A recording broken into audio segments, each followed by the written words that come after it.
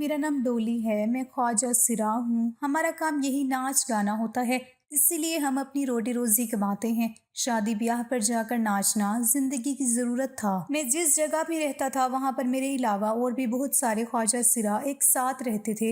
यही हमारी दुनिया थी। हमारा गुरु सबसे ज्यादा मुझे ही महफिल में भेजा करता था। उसकी वजह ये थी कि सबको ही मेरा डांस पसंद था और नए आने वाले हर ख्वाजा सिरा को मैं ही डांस सिखाया करता था। जिंदगी इसी तरह से गुजर रही थी और फिर अचानक से एक ऐसा सानिया पेश आया जिसने सबको ही खामोश करवा दिया। लेकिन उसके बावजूद भी सब लोग इस बात को भुलाकर दोबारा से अपनी जिंदगी शुरू कर चुके थे और उन सब लोगों के साथ मैंने भी ऐसा ही किया। एक दिन इसी तरह मैं रात के वक्त एक फंक्शन से वापस आ रहा था जब मुझे कूड़े के ढेर से एक बच्ची मिली। मैं उस बच्ची को देखते ही पहचान गया था कि वो कौन है, किसकी नाजायज औलाद है। बच्ची के मिलने से पहले ही मुझे किसी ऐसी चीज की उम्मीद थी कि ऐसा ही कुछ होने वाला है। मैंने उस बच्ची को अपनी गोद में उठाया, सीने से लगाया और उसे अपने साथ ले आया। जो कुछ भी हो चुका था, जो कुछ भी हो रहा था, उसमें छोटी सी बच्ची का कोई कसूर नहीं था। लेकिन अगर किसी को सारे मामले में सबसे ज्यादा सजा मिल रही थी तो उस मासूम बच्ची को ही मिल रही थी। मैं उसे अपने साथ ले आया था, लेकिन अब मुझे ये फिक्र खाई जा रही थी कि वो लड़की है तो यहाँ पर रहने वाले सब लोग ही ख्वाजा सिरा हैं। ऐसे में उस बच्ची को यहाँ पर कैसे रखा जाए। इस बच्ची को मैं अपने घर तो ले आया था, लेकिन जब ये बात बड़े गुरु को मालूम हुई तो उसका कहना था कि इस बच्ची को किसी यतीम खाने में या किसी ऐसी जगह पर भिजवा देंगे, जबकि मैं ऐसा कुछ नहीं चाहता था। मैं उस बच्ची को अपने साथ रखना चाहता था। गुरु से मैंने बात की, उनसे यही कहा कि मैं उस बच्ची की सारी जिम्मेदारी खुद उठाऊंगा। मैं खुद उसे पालने के लिए तैयार था, लेकिन किसी भी और जगह भेजने के लिए तैयार नहीं था, क्योंकि मैं खुद एक यतीम बच्चा था। मैंने दुनिया की ठोकरें खाई थी और मैं जानता था कि बाहर की दुनिया किस कदर खतरनाक और बुरी है। वैसे भी जैसे कि ये लड़की थी, उसके लिए तो ये दुनिया और भी खतरनाक थी। मैं उसे बाहर के दरिंदों से महफूज रखना चाहता था। इसीलिए कुछ सोचते हुए मैंने उस बच्ची को अपने पास रखकर खुद से ही उसे पालने का फैसला किया। पहले तो मेरे इस फैसले पर बड़े गुरु को एतराज था, लेकिन मैंने उन्हें इस चीज की तसल्ली दी कि बच्ची की वजह से ना तो मेरे काम में कोई रुकावट आएगी और ना ही किसी और के काम में। ये बच्ची मेरी जिम्मेदारी होगी और इसकी वजह से मैं अपने काम में कोई कोताही नहीं करूंगा। इस शर्त पर उन लोगों ने इस बच्ची को मुझे अपने पास रखने की इजाजत दे दी और फिर उसके बाद से मेरी जिंदगी और भी मुश्किल और मसरूफ हो गई। अब मुझे अपने काम के साथ साथ उस बच्ची की देखभाल भी करनी होती थी। वहाँ पर रहने वाले तमाम ख्वाजा सिराह को ये बात मालूम न थी कि ये कोई बच्ची है। उन सब से मैंने यही कहा था कि ये भी एक ख्वाजा सिराह ही है और अब से ये हमारे साथ यहीं पे रहेगी। बच्ची एक लड़की है, कोई ख्वाजा सिराह नहीं। ये बात सिर्फ मैं, गुरु और यहाँ एक और ख्वाजा सिराह गुलाबो, हम तीन लोग इस बात से वाकिफ थे। यहाँ पर रहने वाले ख्वाजा सिराह उस बच्ची को ख्वाजा सिराह ही समझते थे। उसके पीछे भी एक बड़ी वजह थी, क्योंकि मैं नहीं चाहता था कि किसी को भी ये बात मालूम हो कि वो एक लड़की है, कोई भी इस पर बुरी नजर रखे। इसलिए मैंने सबके दिमाग में ये पहले ही बात डाल दी थी कि वो भी ख्वाजा सिराह है। कम अज कम इस तरह वो बाहर की दुनिया से और दूसरे बुरे लोगों की बुरी नजर से महफूज रह सकती थी। उस बच्ची को पालने में गुलाबो ने मेरा बहुत साथ दिया। मैंने अपनी तरफ से ही बच्ची का नाम गुले राना रख दिया। जिस वक्त मैं अपने कामों में मसरूफ होता उस वक्त गुलाबो ही उसका ख्याल रखा करती थी और फिर इसी तरह से वक्त गुजरता गया। बच्ची बड़ी हो गई। वो बचपन से ही बहुत खूबसूरत थी। कोई अब उसे देखता तो देखता ही रह जाता। मैं उसे कभी भी इस काम पर लगाना नहीं चाहता था, लेकिन गुरु का कहना था कि जो काम हम लोग करते हैं उसको भी वही करना होगा। उनका कहना था कि जैसा कि बचपन से ही सब लोगों को यही बात बताई गई है कि वो भी ख्वाजा सिराह है, इसका मतलब ये था कि कोई भी उसे लड़की नहीं समझता और अगर कोई उसे लड़की समझे भी तो कोई भी उससे शादी करने के लिए तैयार नहीं होगा, क्योंकि ना तो इसका कोई खानदान था और ना ही आगे पीछे। और ऐसे ख्वाजा सिराह के साथ रहकर पलने वाली लड़की से कौन शादी करता है। गुरु का कहना था कि उसके लिए यही ठीक होगा कि वो भी यही काम करे जो कि हम लोग करते हैं और वैसी ही जिंदगी गुजारे जैसे हम गुजार रहे हैं। इससे कम से कम ये होगा कि अपना रोजगार भी इसका चलता रहेगा। पहले तो मैं इस बात पर बिल्कुल भी राजी नहीं था। मैं कभी भी उस लड़की को एक ख्वाजा सिराह नहीं बनाना चाहता था। मैंने तो सिर्फ उसे सबसे महफूज रखने के लिए झूठ बोला था, लेकिन अब ये झूठ शायद मुझे सारी उम्र ही बोलना था, क्योंकि मैंने गुरु की बातों पर काफी गौर व फिक्र की है। उनकी सारी बातें ठीक थी। यही सोचते हुए मैंने ये भी फैसला किया कि गुल भी ख्वाजा सिराह बनकर ऐसी जिंदगी गुजारेगी जैसे कि हम लोग गुजार रहे हैं। गुल 10 साल की थी जिस वक्त मैंने उसे डांस सिखाना शुरू कर दिया। वो ज़हीन और काबिल लड़की थी। मैं उसे जैसे जो चीज़ सिखाता वो बिल्कुल वैसा ही करती। यही वजह थी कि वो बहुत जल्द सब कुछ सीख गई। वो 16 साल की थी और सारा डांस अच्छे तरीके से सीख चुकी थी। जब भी वो डांस करती तो सारे लोग पलक झपकाना भूल जाते थे। ایک تو وہ خوبصورت تھی اور دوسرا اس کا رقص ایسا ہوتا تھا کہ دیکھنے والوں کو حیران کر دیتا۔ پہلے تو وہ گھر میں ہی سب کچھ کرتی رہتی اور اب جب کہ سارا کچھ وہ اچھی طرح سے سیکھ چکی تھی تو گرو نے اسے بھی محفل میں بھیجنے کا فیصلہ کیا۔ ان کا کہنا تھا کہ گل کے ڈانس کرنے سے ہمیں بہت فائدہ ہوگا کیونکہ وہ بہت اچھا ڈانس کرتی تھی۔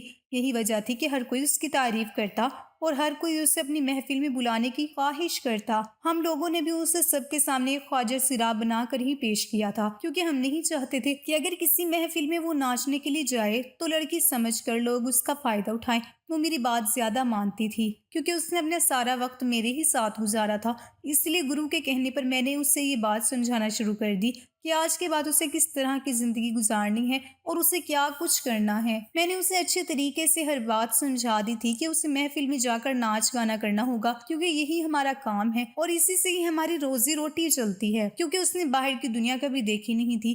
وہ معصوم بھی تھی، اسے ہم لوگ جیسا کرنے کو کہتے وہ ویسے ہی خاموشی سے ہماری بات مان لیا کرتی تھی۔ اور پھر 16 سال کی عمر سے ہی ہم نے اسے محفل میں بھیجنا شروع کر دیا۔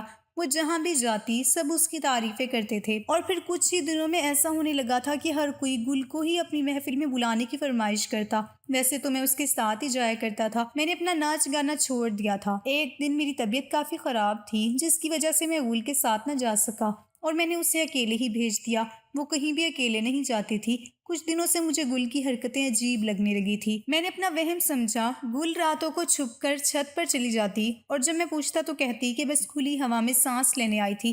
میں نے اسے بچپن سے پالا تھا، میں سمجھ گیا تھا کہ ضرور کوئی نہ کوئی بات ہے جو گل مجھ سے چھپا رہی ہے، پر صحیح وقت کا انتظار کیا کہ شاید گل خود ہی بتا دے۔ آج کی محفل پر وہ جب تیار ہوئی تو کچھ پریشان سی تھی۔ محفل میں سارے لوگ موجود ہوتے تھے، یہی وجہ تھی کہ وہ لوگوں سے گھبراتی تھی، لیکن میرے ساتھ جانے پر وہ چلی جایا کرتی تھی۔ لیکن میری طبیعت اچھی نہ ہونے کی وجہ سے میں نے اسے اکیلے ہی بھیج دیا تھا اور اسے اچھی طرح سے سمجھا دیا تھا کہ اسے کسی سے بھی زیادہ بات نہیں کرنی، بس اپنا کام کرنا ہے، پھر فوراً سے واپس آ جانا ہے۔ پہلے تو اس نے بھی جانے سے انکار کر دیا، لیکن اس محفل کی ہمیں ایڈوانس رقم مل چکی تھی، اس لیے وہاں پر جانا ضروری تھا۔ پھر میں نے گل کو اکیلے جانے پر راضی کر لیا، وہ کسی اور کے ساتھ جانے پر بھی تیار نہ تھی۔ بڑی مشکل سے میں نے اسے بھیجا تھا، اس طرح اسے بھیج تو دیا تھا لیکن اب مجھے اس کی فکر ہو رہی تھی۔ میں نے کبھی بھی اسے اس طرح اکیلے کہیں نہیں بھیجا تھا، بچپن سے لے کر اب تک میں نے اسے پالا تھا، یہی وجہ تھی کہ اس سے مجھ سے محبت اور لگاؤ بہت زیادہ تھا۔ وقت گزرتا جا رہا تھا لیکن گل ابھی تک واپس نہ آئی، جبکہ جو وقت محفل کا مقرر تھا وہ ختم ہو چکا تھا۔ اب تک اسے واپس آ جانا چاہیے تھا، لیکن اس بات کو بھی 1 گھنٹہ گزرنے والا تھا، وہ گھر واپس نہ آئی تھی۔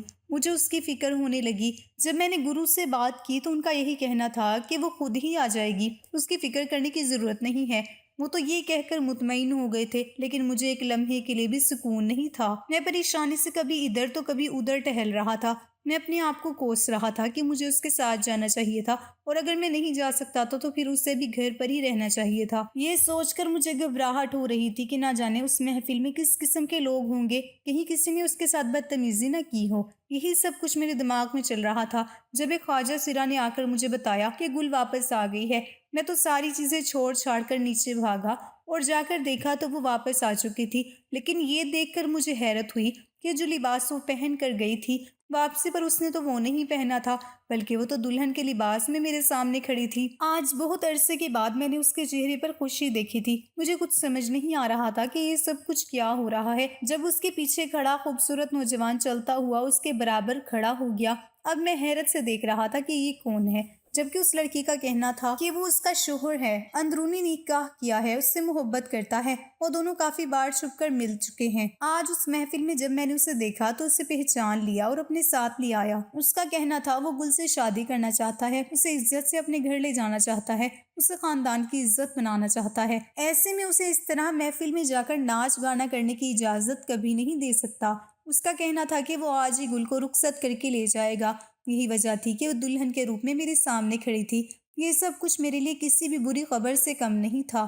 میں چاہتا تھا کہ گل کی شادی ہو، لیکن جو لڑکا اس وقت میرے سامنے کھڑا تھا اس سے ہرگز نہیں۔ وہ جس خاندان کی بات کر رہا تھا تو اس خاندان کی سچائی میں اچھی طریقے سے جانتا تھا، اور اب میں اپنی گل کے ساتھ کوئی دھوکہ نہیں ہونے دے سکتا تھا۔ میں نے اس لڑکے سے صاف کہا تھا کہ میں گل کی شادی کبھی بھی اس سے نہیں کرواؤں گا، اور وہ ایسا سوچے بھی نہیں، جبکہ گل جو آج تھوڑی دیر پہلے خوش تھی، میری بات سن کر اس کے چہرے پر اداسی چھا گئی تھی۔ میں جانتا تھا کہ وہ پریشان ہو رہی ہے، جو بھی تھا وہ لڑکی تھی اور ہر لڑکی کی طرح عزت سے زندگی گزارنا چاہتی تھی، اپنا گھر بسانا چاہتی تھی۔ میں جانتا تھا کہ وہ اس طرح ناچ گانا نہیں کرنا چاہتی، لیکن وہ جس سے شادی کرنے جا رہی تھی وہ انسان اس کے لیے بالکل بھی ٹھیک نہیں تھا۔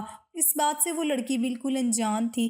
میں نے فوراً سے گل کا ہاتھ پکڑ کر اسے اپنی طرف کیا، اس لڑکی کو فوراً وہاں سے جانے کا کہا، جبکہ اس کا کہنا تھا کہ آج کے بعد گل کسی بھی محفل میں نہیں جائے گی اور کوئی بھی اسے روک نہیں سکتا، وہ بہت جلد آ کر اسے یہاں سے لے جائے گا۔ اس کا کہنا تھا کہ وہ کبھی بھی ہم لوگوں کو اپنے گھر کی عزت کو اس طرح محفلوں کی زینت نہیں بنانے دے گا۔ اس وقت وہ وہاں سے چلا گیا، لیکن اس کی دھمکی نے مجھے واقعی میں ڈرا دیا تھا۔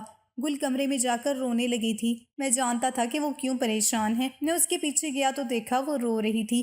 دیکھتے ہی اس نے آنسو صاف کر لیے۔ میں نے یہی کہا کہ میں جانتا ہوں کہ تم ناراض ہو، جبکہ گل کا کہنا تھا کہ وہ بھی ایک لڑکی ہے اور لڑکیوں کی طرح عزت سے زندگی گزارنا چاہتی ہے۔ اس کا کہنا تھا کہ وہ لڑکا جب اس کے سامنے آیا اور اس سے شادی کر کے اسے اپنے ساتھ لے جانا چاہتا ہے، اس کے دل میں ایک امید جاگ اٹھی تھی۔ اس نے اس لڑکی کی نظروں میں اپنے لیے عزت دیکھی تھی۔ جب بھی وہ ملا تھا احترام سے ملا، کبھی کوئی غلط بات نہیں کی۔ مجھے ایسے لگا کہ شاید میری زندگی بدل جائے گی، ایسی زندگی نہیں گزارنی پڑے گی۔ اس کا کہنا تھا کہ وہ ایک لڑکی ہے اور وہ کبھی بھی ایسی زندگی گزارنا نہیں چاہتی جیسی گزار رہی ہے۔ تو اس کا کہنا تھا کہ وہ لڑکا اس کے لیے کوئی امید بن کر آیا تھا، جس سے میں نے انکار کر دیا۔ اس کی ساری باتیں اپنی جگہ ٹھیک تھی، لیکن وہ حقیقت نہیں جانتی تھی کہ اس انکار کے پیچھے وجہ کیا ہے۔ میں اس حقیقت کو بتانا بھی نہیں چاہتا تھا۔ یہی وجہ تھی کہ میں نے اتنا عرصہ اسے چھپا کر رکھا تھا، کیونکہ میں نہیں چاہتا تھا کہ اس سے کوئی دکھ پہنچے۔ لیکن آج مجھے ایسا لگ رہا تھا جیسے میں نے اس کے ساتھ زیادتی کی ہے۔ گل ایسے دیکھ رہی تھی جیسے میں اس کے ساتھ بہت بڑی زیادتی کر رہا ہوں۔ میں نہیں چاہتا تھا کہ وہ یہ سمجھے کہ میں اپنے فائدے کے لیے اس کی شادی نہیں کروانا چاہتا۔ وہ کچھ بھی سمجھ لیتی، مجھے منظور تھا، لیکن وہ یہ سمجھتی کہ میں اپنے فائدے کے لیے اسے استعمال کر رہا ہوں، یہ مجھے ہرگز گوارا نہیں تھا۔ یہی وجہ تھی کہ میں نے اسے سچ بتانے کا فیصلہ کیا، وہ سچ جو آج تک میں نے اپنے سینے میں دفن کر کے رکھا ہوا تھا اور کسی کو بھی سچ کے بارے میں کچھ نہیں بتایا تھا۔ مگر آج اسے یہ سچ بتانا بہت ضروری ہو گیا تھا کہ اگر میں وہ سچ گل کو نہ بتاتا تو وہ ساری زندگی مجھے خود غرض اور مجرم کی نظر سے دیکھتی، اور یہ مجھے کسی صورت گوارا نہیں تھا۔ میں نے اس کو پال پوس کر بڑا کیا تھا، مجھے اس کی فکر تھی۔ یہی وجہ تھی کہ میں نے اتنا بڑا فیصلہ کیا۔ میں نہیں چاہتا تھا کہ وہ وہی غلطی کرے جو 16 سال پہلے اس کی ماں نے کی تھی۔ اس کی ماں کو بھی سب نے سمجھانے کی بہت کوشش کی تھی، لیکن اس نے بھی کسی کی بات نہ مانی تھی، جس کا انجام بہت برا ہوا تھا۔ گل مجھے سب سے زیادہ عزیز تھی، اس لیے میں اسے تکلیف نہیں پہنچنے دے سکتا تھا، اس لیے میں نے اب تک اسے وہ سچ نہیں بتایا تھا۔ لیکن اگر میں اسے سچ نہ بتاتا تو میں جانتا تھا کہ وہ اس سے زیادہ تکلیف کا سامنا کرتی، اس لیے میں نے یہی سوچا تھا کہ اسے یہ سچ بتا کر وہ تکلیف دے دی جائے تاکہ وہ آگے آنے والی تکلیف سے بچ سکے۔ میں نے اسے سچ بتانا شروع کیا۔ یہ بات 16 سال پرانی ہے۔ جیسا کہ ہمارا کام ناچ گانا کرنا تھا، اس لیے مختلف محفلوں میں ہماری مختلف لوگوں سے ملاقات ہوتی رہتی تھی۔ ایک دفعہ اسی طرح سے میں ایک محفل میں گیا تھا، وہاں پر میری ملاقات دل نواز سے ہوئی۔ دل نواز ایک کوٹھے سے وہاں پر رقص کرنے کے لیے آئی ہوئی تھی۔ وہ بہت ہی خوبصورت تھی، بالکل گل کی طرح، کوئی بھی اسے دیکھتا تو دیکھتا ہی رہ جاتا۔ وہ کوٹھے پر رہتی ضرور تھی، لیکن وہ ناچ گانے کے علاوہ کوئی دوسرا کام نہیں کرتی تھی جس کی وجہ سے وہ اپنی ہی نظروں میں گر جائے، جبکہ بہت سارے لوگ اسے بہت پیسوں کی پیشکش کرتے تھے، لیکن اس کا یہی کہنا تھا کہ وہ یہ کام کرنے کے لیے مجبور ہے۔ یہی وجہ ہے کہ وہ ناچ گانا تو کر سکتی ہے، لیکن اتنی بھی مجبور نہیں کہ اپنی عزت بیچنا شروع کر دے۔ اس کا کہنا تھا کہ اس نے اپنے کام کی ایک حد مقرر کر رکھی ہے اور وہ اپنی حد سے کبھی بھی آگے نہیں جائے گی، پھر چاہے اسے پوری دنیا کی دولت ہی کیوں نہ پیش کر دی جائے، لیکن وہ کبھی بھی ایسا گھٹیا کام کرنے کا سوچ بھی نہیں سکتی۔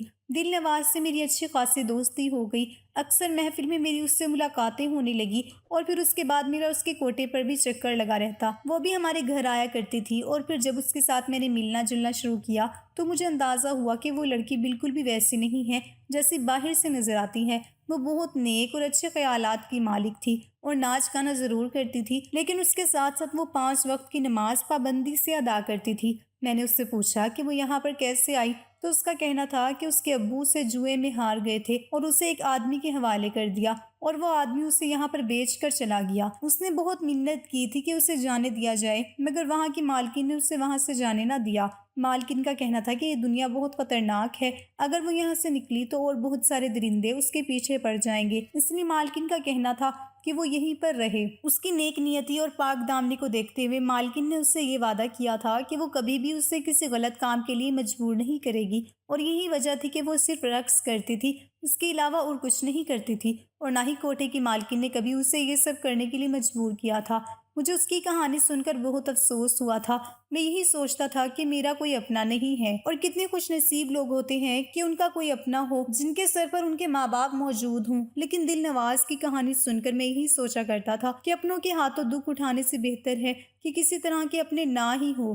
کسی کے نہ ہونے کا دکھ نہیں ہوتا جتنا کسی کے ہو کر برا کرنے کا دکھ ہوتا ہے۔ دل نواز سے میری بہت اچھی دوستی ہو گئی تھی، اور پھر وہ اپنی ہر بات مجھے بتایا کرتی تھی، اور پھر وقت اسی طرح سے گزرتا گیا جب ایک دفعہ اس نے مجھے بتایا کہ ایک امیر زادہ جو اس سے محبت کا دعویٰ کرتا ہے، اسے کہتا ہے کہ اسے بے پناہ محبت کرتا ہے، اس سے شادی کرنا چاہتا ہے۔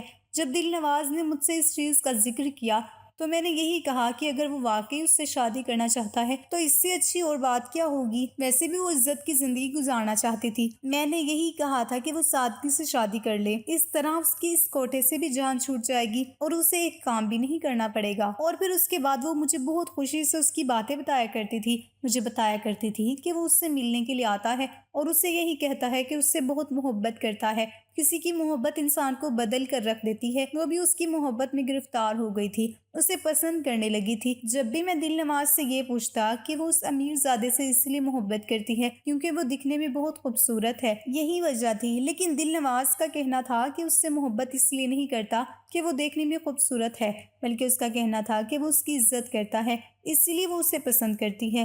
دل نواز کا کہنا تھا کہ وہ اس سے ملنے تو آتا ہے لیکن کبھی اس نے بری نظر سے اسے نہیں دیکھا۔ اس کا کہنا تھا کہ اس نے ہمیشہ اس کی نظر میں اپنے لیے عزت دیکھی ہے، وہی عزت جو آج تک اس نے کبھی کسی کی نظر میں نہیں دیکھی، اور یہی وہ عزت تھی جو اسے اس کی طرف کھینچ رہی تھی۔ اور پھر وہ دل نواز جس پر ایک زمانہ عاشق تھا اور وہ کسی کو اپنے قریب نہیں آنے دیتی تھی، اسے ایک شخص سے محبت ہو گئی۔ جب مالکن کو یہ بات معلوم ہوئی تو وہ پریشان ہو گئی تھی۔ اس کا کہنا تھا کہ وہ مرد ذات پر بھروسہ نہیں کرتے۔ انہوں نے دل نواز کو سمجھانے کی بہت کوشش کی۔ ان کا کہنا تھا کہ انہوں نے ایسے بہت سارے لوگوں کو دیکھا ہے جو محبت کے جال میں پھنسا کر دھوکہ دیتے ہیں، مگر دل نواز کا کہنا تھا کہ وہ اسے کبھی دھوکہ نہیں دے گا۔ اور پھر دل نواز کے یقین دلانے پر ہم سب لوگ ہار گئے اور ہم نے اس امیر زادے کے ساتھ دل نواز کو بھیجنے کا فیصلہ کر لیا۔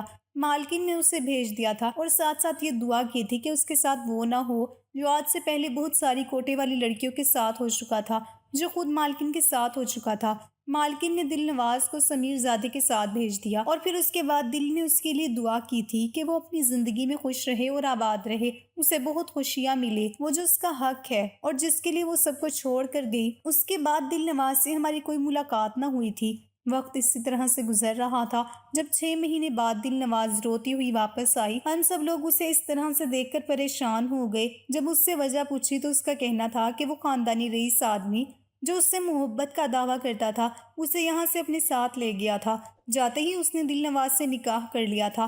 یہی وجہ تھی کہ وہ اپنی زندگی میں خوش اور مطمئن تھی، لیکن اس کی خوشی اس وقت ختم ہو گئی جب وہ اس امیر زادے کی بچے کی ماں بننے والی تھی۔ اس بات کو لے کر وہ بہت خوش تھی، ہوتی بھی کیوں نہ کوئی بھی عورت ہو، اس کے لیے یہ بات بڑی خوشخبری ہوتی ہے۔ جب اس نے خوشی خوشی یہ بات اپنے شوہر کو بتائی تو وہ غصے میں آ گئے۔ اس کا کہنا تھا کہ اسے یہ بچہ نہیں چاہیے، جبکہ دل نواز اس بات پر حیران اور پریشان تھی۔ اس آدمی کا کہنا تھا کہ اس نے دل نواز کو اس لیے اپنے ساتھ رکھا کہ وہ اس سے محبت کرتا ہے، اسے دل نواز سے کوئی اولاد نہیں چاہیے، اسے اولاد اس سے ہوگی جو اس کی خاندانی بیوی ہوگی۔ جب دل نواز کا یہ کہنا تھا کہ وہ بھی اس کی بیوی ہے، اور وہ ایسا کیسے کہہ سکتا ہے، جبکہ اس آدمی کا کہنا تھا کہ یہ بات صرف وہ اور دل نواز جانتے ہیں کہ وہ اس کی بیوی ہے، جبکہ باقی لوگ اس بات سے واقف نہیں، وہ سب یہی سمجھتے ہیں کہ اس نے اس کو اپنے ساتھ ویسے ہی رکھا ہوا ہے۔ اس کا کہنا تھا کہ اگر یہ بچہ اس دنیا میں آیا تو اس کی عزت خاک میں مل جائے گی، کیونکہ سب کی نظر میں یہ بچہ ناجائز ہوگا، کیونکہ اس نکاح سے کوئی بھی واقف نہیں تھا۔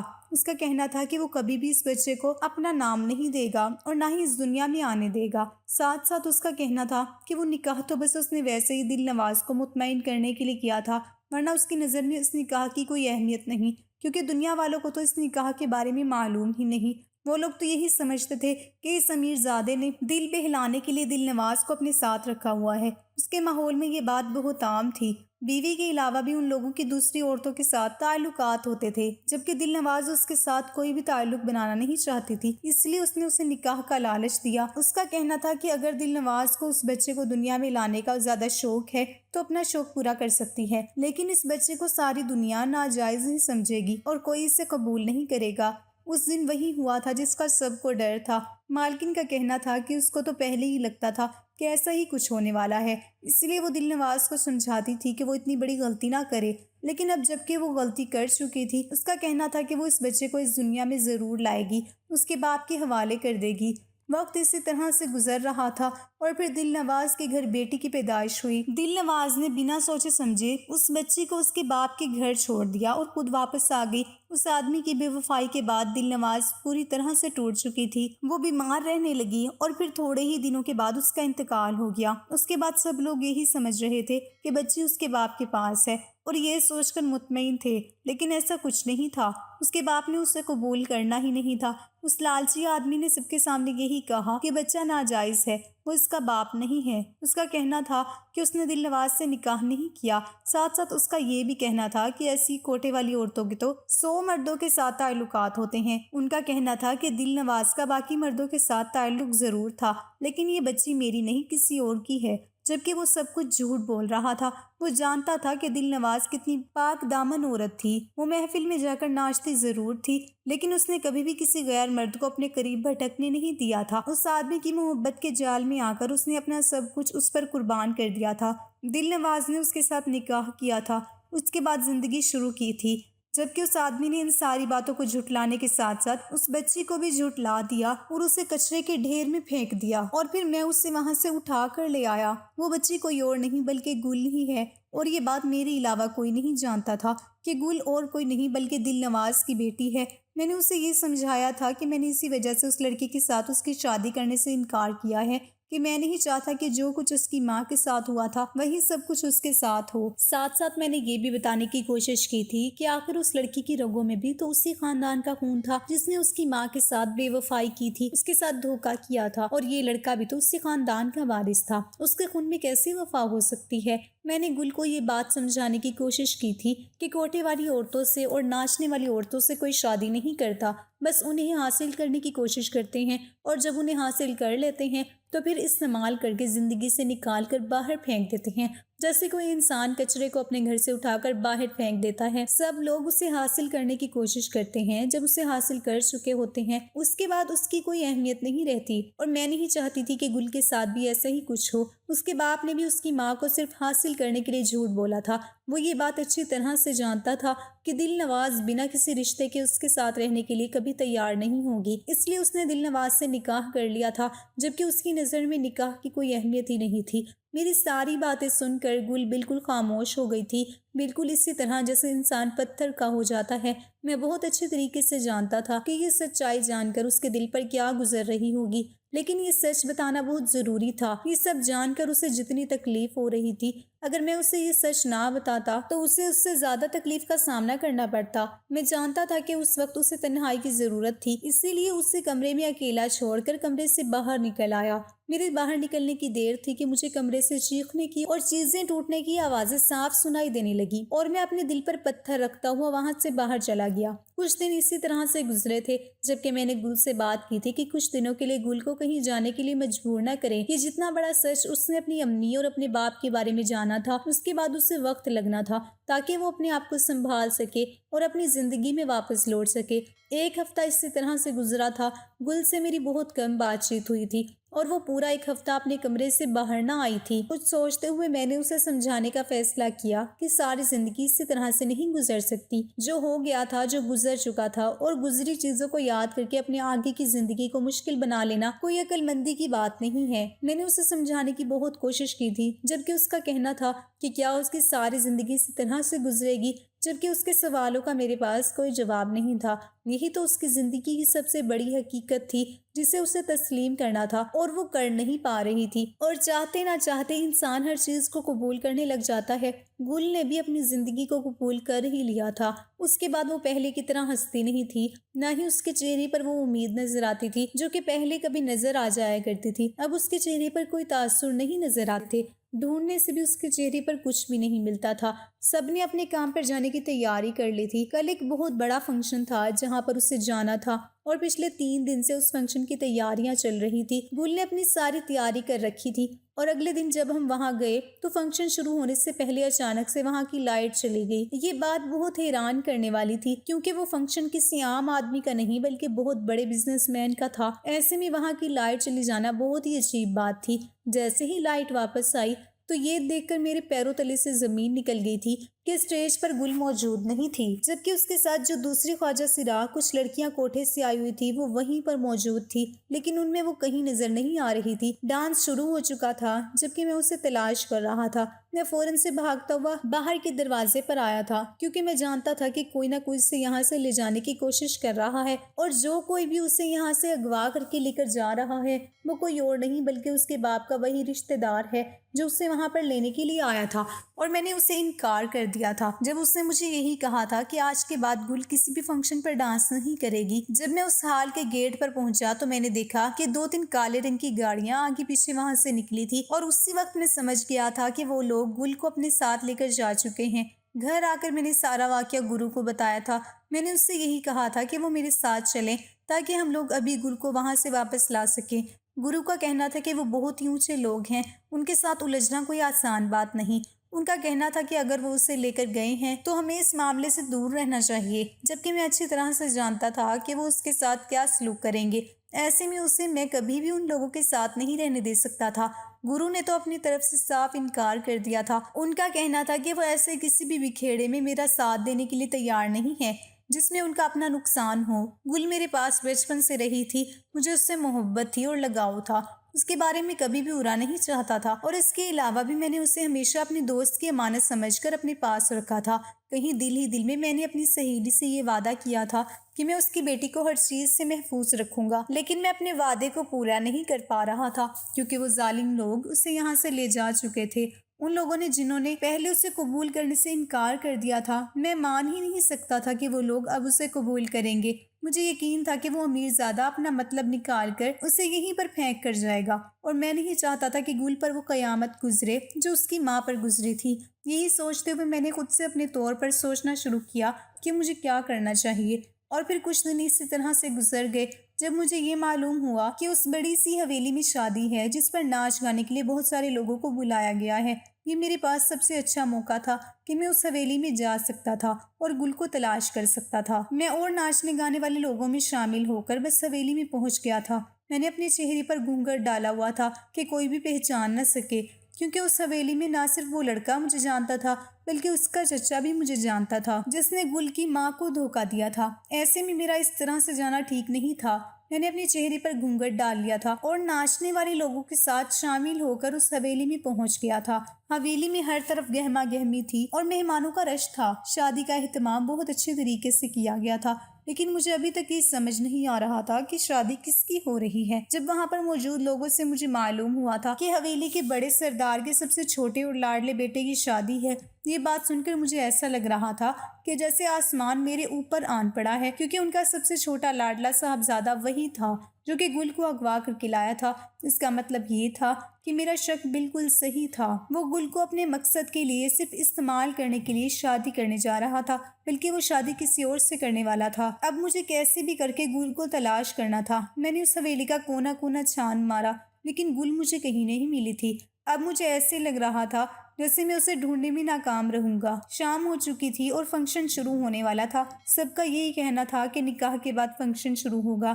تھوڑی دیر بعد نکاح کا اعلان ہوا تھا اور نکاح کرنے کے بعد دلہن کو نیچے لایا گیا۔ وہ لڑکا جو کہ اس دن ہمارے گھر گل کو لینے کے لیے آیا تھا اور اس سے شادی کا خواہش مند تھا، وہ بالکل میرے سامنے صوفے پر بیٹھا ہوا تھا۔ اس کے چہرے پر ایک دل فریب مسکراہٹ تھی۔ مسکراہٹ اس کے چہرے سے جدا ہونے کا نام نہیں لے رہی تھی۔ اس کو دیکھ کر معلوم ہو رہا تھا کہ وہ اس شادی سے کتنا خوش ہے۔ میرا جی چاہ رہا تھا کہ ابھی اس سے جا کر پوچھوں کہ یہ اس کی محبت تھی۔ اس دن تو گل سے بہت محبت کے دعوے کر رہا تھا، یہاں پر کسی اور سے شادی کر رہا ہے، لیکن اگر میں ایسا کرتا ہوں تو سب کی نظروں میں آ جاتا اور وہ لوگ مجھے حویلی سے دھکے دے کر نکال دیتے۔ مجھے صرف گل کو تلاش کرنا تھا، اسے اپنے ساتھ لے کر جانا تھا۔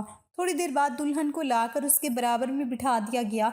उसके चेहरे पर घूंघट डाला हुआ था। वहाँ की सारी औरतें रस्म के तौर पर दोनों के ऊपर से पैसे वार कर वहाँ पर नाचने वालों को दे रही थी।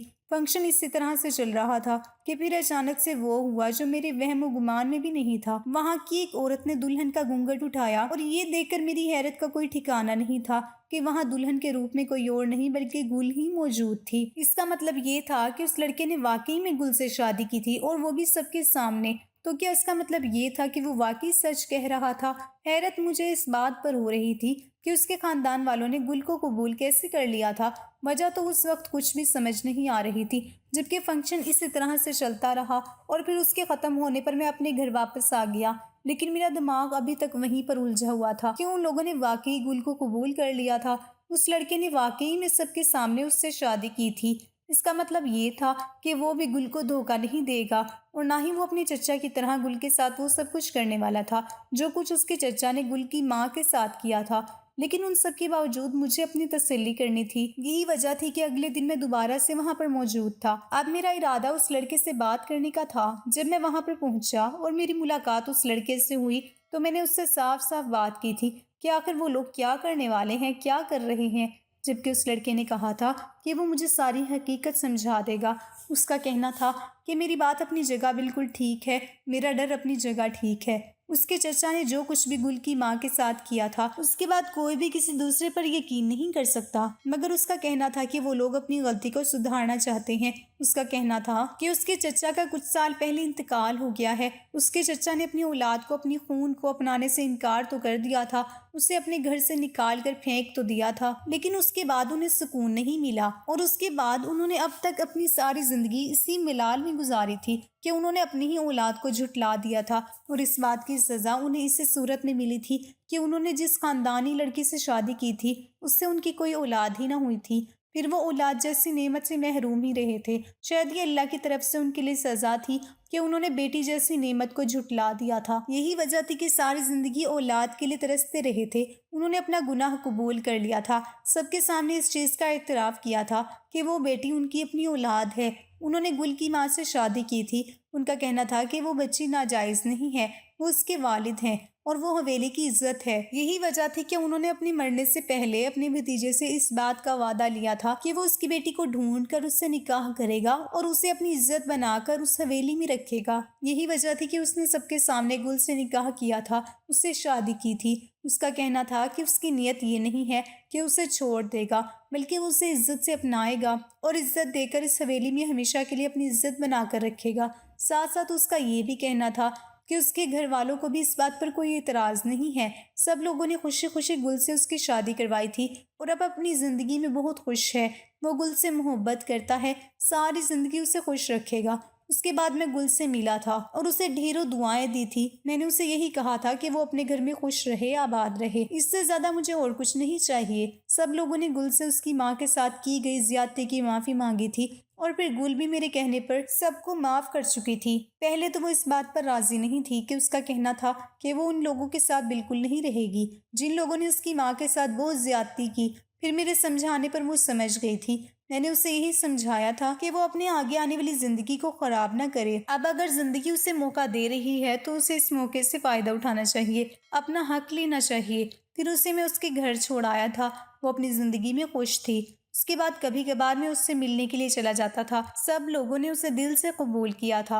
वो अब उस हवेली की रौनक थी। सब लोग उससे बहुत मोहब्बत और इज्जत से पेश आते थे, उसके लाड उठाते थे। वक्त इसी तरह से गुजर रहा था जब 1 साल बाद गुल के यहाँ बेटे की पैदाइश हुई थी और इस बात पर हवेली में जश्न का समा था। सब लोगों की खुशी का कोई ठिकाना नहीं था।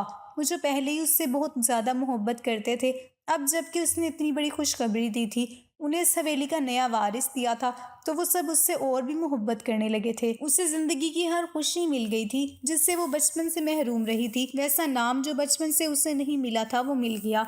अब उसके बाप के नाम के साथ साथ उसे शोहर का भी नाम मिला था और एक ऐसा मकाम मिला था जो कि किसी भी लड़की की ख्वाहिश और हसरत हो सकता है। उसके सारे दुखों का मदावा हो गया था। नाजरीन, अगर आपको हमारी कहानी अच्छी लगी है तो वीडियो को लाइक करें, शेयर करें और हमारे चैनल को सब्सक्राइब करें। अगली वीडियो तक इजाज़त दें। अल्लाह हाफिज़।